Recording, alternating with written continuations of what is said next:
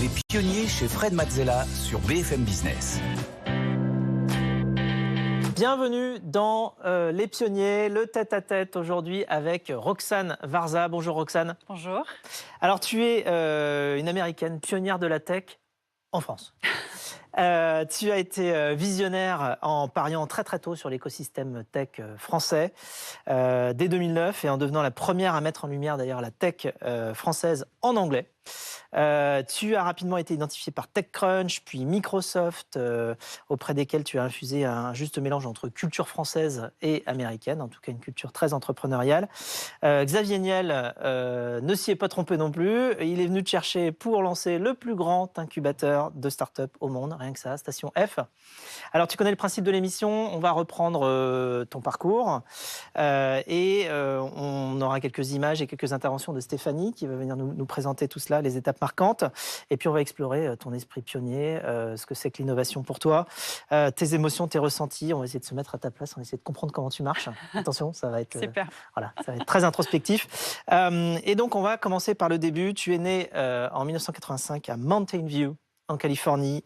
Tu as grandi à Palo Alto, donc juste à côté de l'université de Stanford, la grande université américaine en Californie. Tu as fait une licence de littérature française à UCLA, University of California de Los Angeles, parce que depuis très longtemps, ta passion, c'est la France. Donc, comment ça se fait que tu aimes autant la France depuis autant de temps ? C'est impossible à expliquer. Tout le monde me pose la question, depuis très longtemps d'ailleurs. Je pense que, comme mes parents sont d'origine iranienne, et j'ai grandi dans une maison où on avait quand même des livres de français parce que les Iraniens sont assez francophiles, je pense que j'étais assez exposée à la langue française très tôt. Et puis, aux États-Unis, c'est pas un secret, tout le monde apprend l'espagnol. Je voulais être différente, donc voilà, j'ai commencé par le français. Ouais. Voilà. Et donc en 2005, tu viens en échange à Bordeaux. Tu te souviens de la première impression que ça t'a laissé la France quand tu es venu à Bordeaux à ce moment-là ? Ouais, je me disais, ça va pas être simple. C'était culturellement très différent. Tu parlais déjà français ?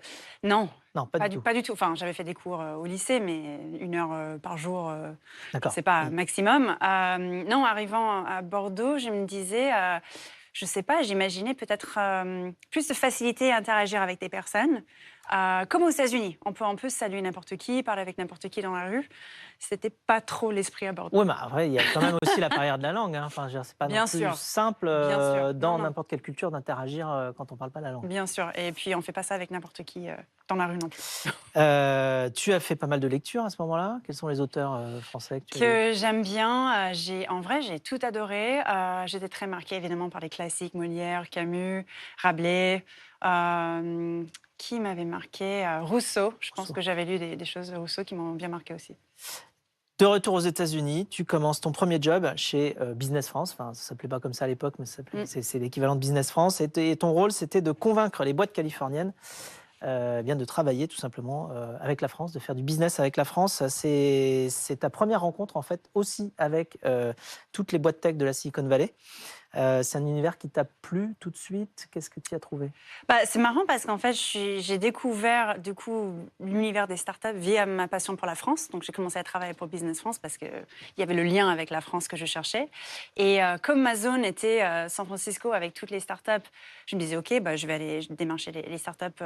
Et j'imaginais pas découvrir derrière des personnes si passionnées, passionnantes, intelligentes avec des projets de dingue. Et donc, je suis tombée complètement amoureuse des startups, mais à ce moment-là. Oui, alors que tu es né dedans, parce en ayant évolué à Mountain View et Palo Alto, tu étais quand même au milieu de la Silicon Valley depuis toujours. Alors après cette expérience, tu décides en 2009 de prendre un aller simple cette fois pour la France, pas d'aller-retour. Tu t'installes à Paris et très rapidement, tu offres à l'écosystème tech français, qui était à peine naissant, un horizon international. Stéphanie. Effectivement, vous lancez à ce moment-là Tech Baguette, un blog en anglais sur le monde des startups, de l'innovation et des entrepreneurs. L'objet de promouvoir les startups françaises auprès des investisseurs anglo-saxons. Et vous êtes la première à le faire, ce qui vous vaut d'être repéré par TechCrunch, site d'info américain spécialisé dans les startups, qui vous propose de prendre la tête de la rédaction française. Vous acceptez, non sans appréhension, parce que cette fois, vous êtes obligé d'écrire en français. Alors, on te voit en photo là ici avec Cédric Georgie et Romain Dillet de TechCrunch sur différentes époques. D'ailleurs, alors tu te sentais comment quand on t'a confié ce rôle-là? Ah, mais je sentais absolument pas capable de le faire, en vrai. Je me rappelle que... En fait, C'était en français. C'était en français. En fait, j'écrivais déjà pour le site en anglais. Et Mike Butcher, qui était le rédac-chef pour Angleterre à l'époque, je ne sais plus si c'est toujours le cas aujourd'hui, il est passé à Paris, il m'a dit, on a ce site français, on veut le relancer. Est-ce que ça t'intéresse? Je n'ai pas hésité, j'ai dit oui sans réfléchir. Je me disais, si jamais on veut relancer, bien sûr, je vais être impliquée. Et je n'imaginais jamais qu'il allait m'appeler le lendemain pour me dire, OK, ça y est, on annonce aujourd'hui. Et donc, j'ai paniqué. J'ai appelé Cédric qui était sur la photo juste avant. Et j'ai dit, qu'est-ce que je vais faire? Oui, donc tu as vu l'opportunité, tu as sauté dedans et après tu t'es dit, oups! Ouais, voilà. un peu. Et c'est aussi comme ça qu'on avance, hein. Surtout c'est très quelque part exploratoire, entrepreneurial de progresser comme ça. Et en 2010, tu poursuis, tu fondes Girls in Tech à Paris, une association qui est ensuite devenue Start Her, donc comment on traduirait Start Her en français? C'est démarrer elle, Ouais, voilà, c'est voilà. ça. Qui a fusionné avec le collectif Sista un petit peu plus tard. Ici, on te voit avec Mike Butcher. Vous organisez des formations au code, des Lady Pitch Nights, c'est-à-dire des soirées de pitch pour les femmes, et des conférences ouvertes à tous, mais où seules les femmes peuvent s'exprimer. En fait, tu as pris... tu as déjà compris le problème non seulement de l'écosystème naissant, mais aussi de la sous-représentation des femmes dans cet écosystème comme une force. C'est quelque chose que tu avais déjà remarqué dans d'autres écosystèmes ou qui t'a paru spécialement saillant sur l'écosystème français? Ici, on te voit en photo avec Sheryl Sandberg, donc la CEO de Facebook, Meta, une des femmes businesswomen les plus influentes du monde, hein, probablement. Oui. Alors, comment justement tu as repéré qu'il y avait ce problème-là? C'était assez flagrant, même quand j'étais à San Francisco avant d'arriver en France, dans les conférences notamment, parce qu'en fait, là, on remarque vraiment qu'il y a peu de femmes, on est seul. Et j'avais plusieurs fois assisté à des conférences ou des salons où plusieurs fois les gens à l'entrée me disaient « Non, vous vous êtes trompé de salon ». Je dis « Non, je suis tech, je suis une femme et j'aime ça ». Voilà.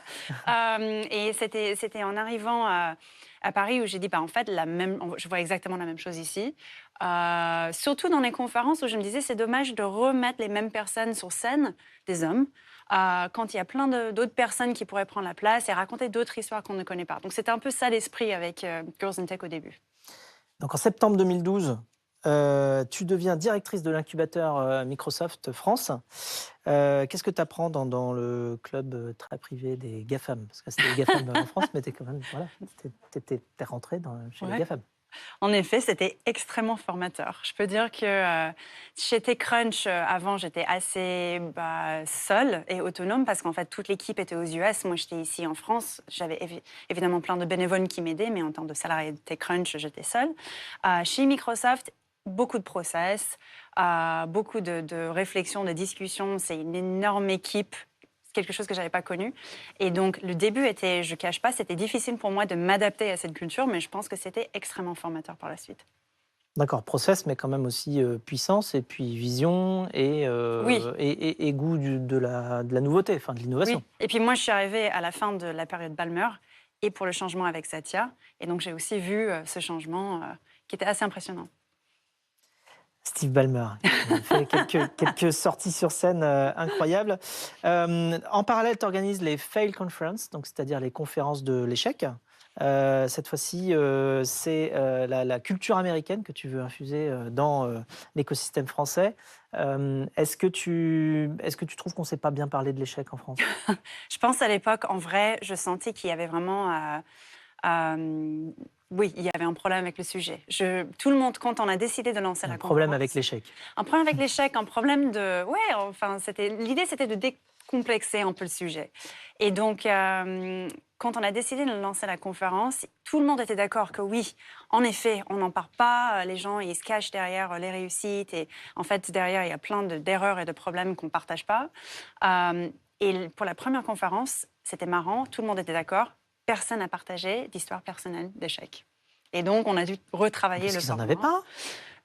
Mais bien sûr que non. Pas d'échec, je vois pas de quoi tu veux parler. Oui, en fait, l'échec, c'est considéré comme une source d'apprentissage un peu dans la culture américaine, Exact. surtout entrepreneuriale. Et on dit, bon, parfois tu réussis et parfois tu apprends. Exact. Et donc, en fait, on n'échoue jamais avec cette mentalité-là. Et donc, tout au long de ton parcours, tu as toujours osé prendre de la parole, et partager ta vision et ton engouement pour la tech française. Et il y en a un qui ne s'y est pas trompé, qui a su te repérer, Stéphanie. De Xavier Niel, il vous propose de diriger Station F en octobre 2015 et le projet est ambitieux. 34 000 mètres carrés entièrement dédiés aux startups. Près de 1000 s'installent sur place. C'est le plus grand incubateur au monde avec 30 programmes d'accompagnement. Un lieu de travail mais aussi un lieu de vie, une sorte de petite Silicon Valley à la française. Après 3 ans de travaux, vous inaugurez Station F. On est le 29 juin 2017 et c'était en présence du président de la République, Emmanuel Macron. Alors Xavier Niel, on le rappelle, fondateur de Free et puis énorme contributeur à l'écosystème de toutes les écoles et maintenant Station F aussi, et puis aussi le projet Hectare maintenant, l'école 42, enfin bon, beaucoup de projets très positifs pour l'écosystème tech français. En fait, à chaque fois qu'on t'a proposé un job, que ce soit chez TechCrunch, chez Microsoft, chez Station F, c'était pour être directrice, en tout cas directrice de quelque chose. Comment est-ce que Xavier t'a convaincu ? Je ne sais pas s'il m'a convaincue ou si j'étais déjà convaincue en vrai. C'était un projet que je trouvais, c'était un projet en or dès les premiers échanges. En fait, il m'avait dit c'est ambitieux, je vais remplir cette gare abandonnée avec 1000 startups dans le centre de Paris. À l'époque, on ne savait même pas s'il y avait 1000 startups en France. Je trouvais ça incroyable. Et puis de pouvoir travailler avec Xavier aussi, quelqu'un que j'appréciais beaucoup déjà, c'était pour moi juste un rêve.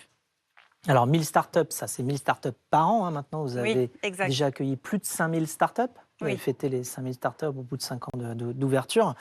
Tu as vécu donc toute l'aventure de Station F, mais tu dis, je suis encore au début.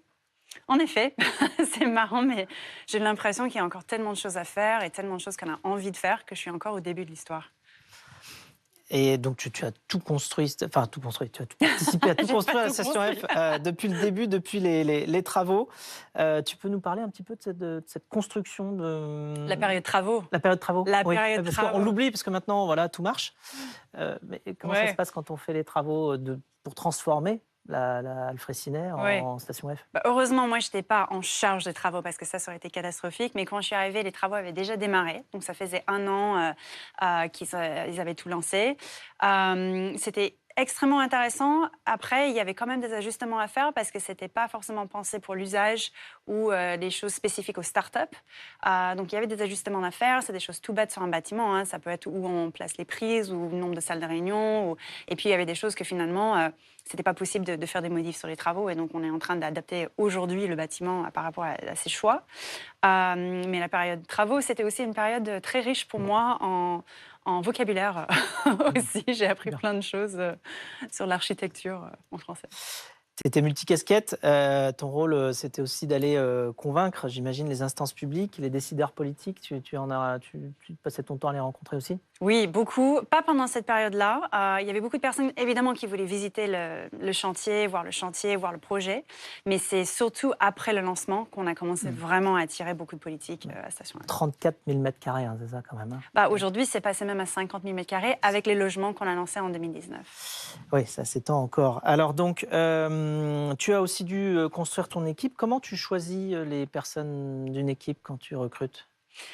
Pour moi, c'était très difficile parce que je suis incapable d'évaluer un CV. En fait, les écoles en France, je connais quelques-unes, mais pas la totalité.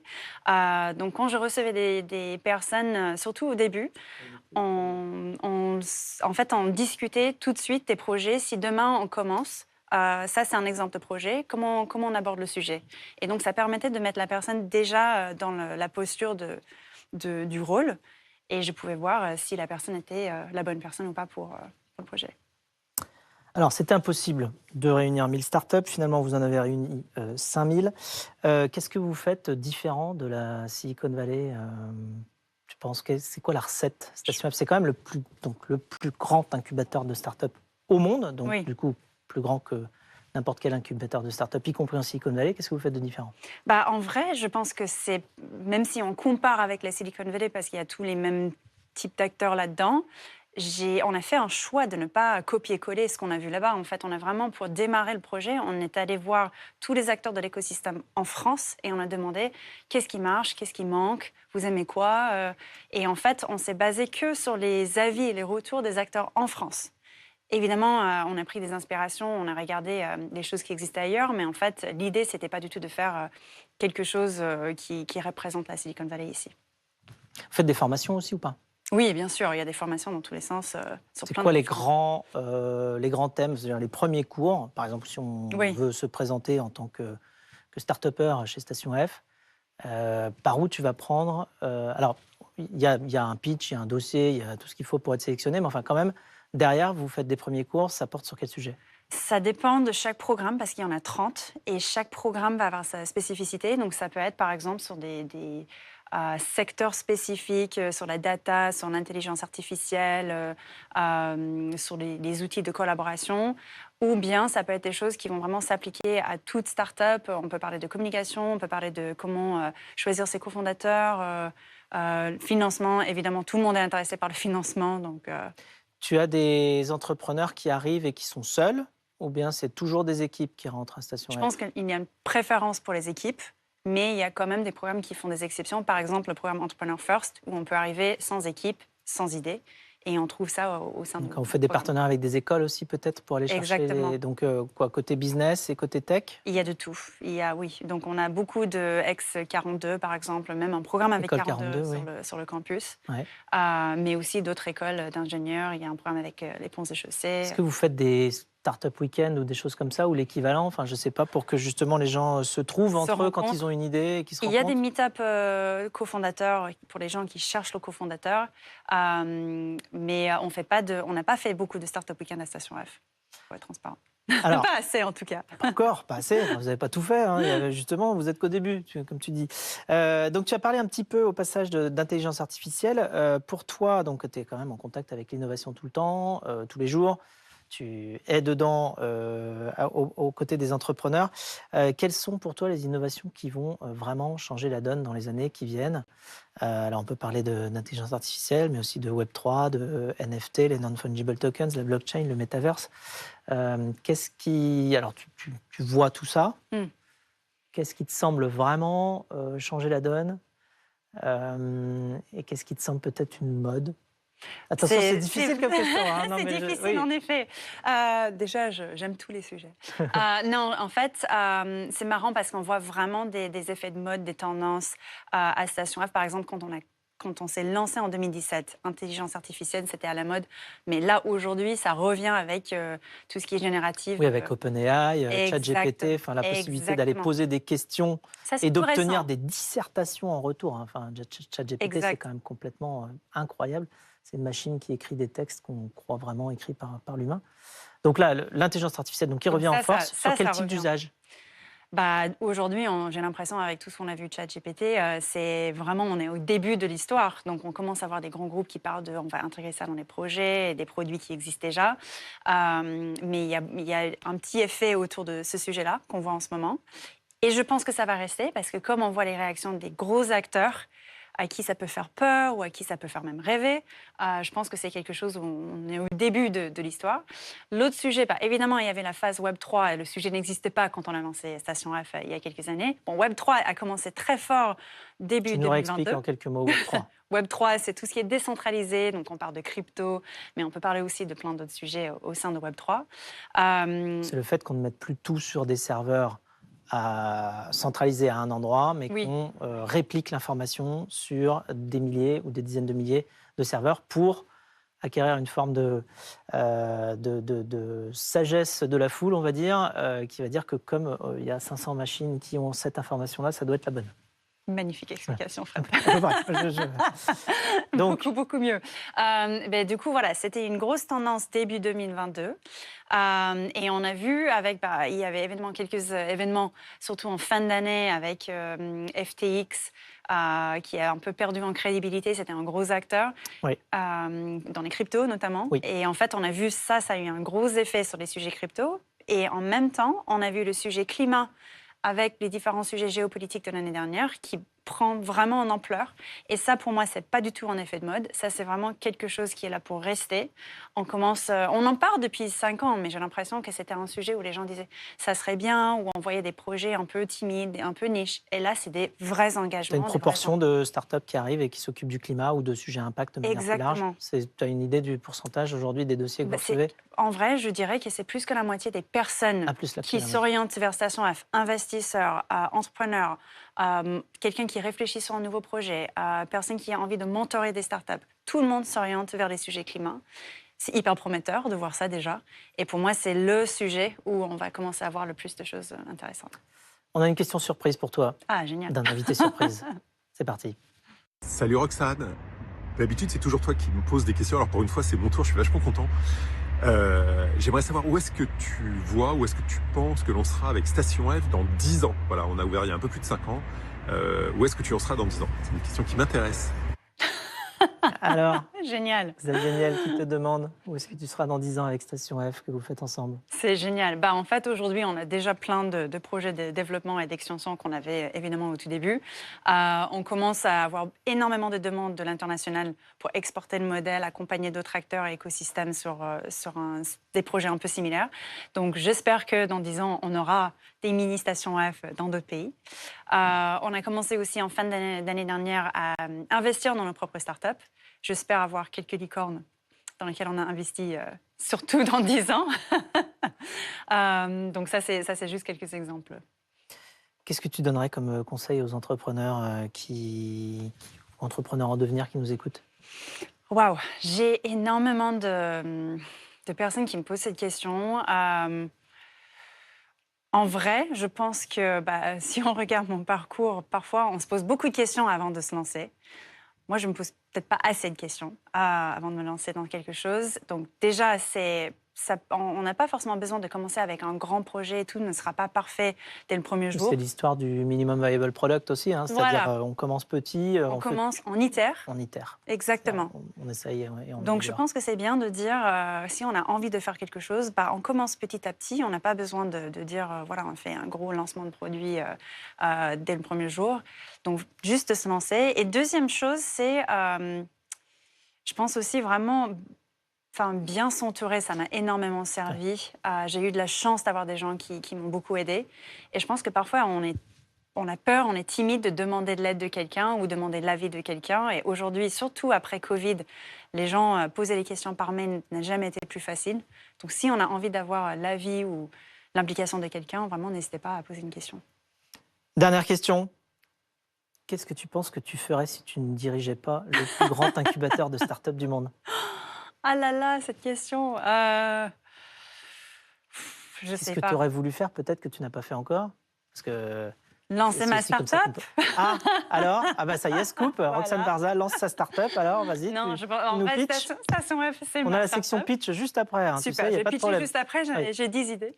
Non, en fait, moi, je pense... je suis tellement passionnée par le monde des startups que je pense que je n'aurais pas pu faire autre chose qu'être entourée par des startups, mais me consacrer à une seule idée, c'est peut-être la raison pour laquelle j'ai pas déjà monté ma startup.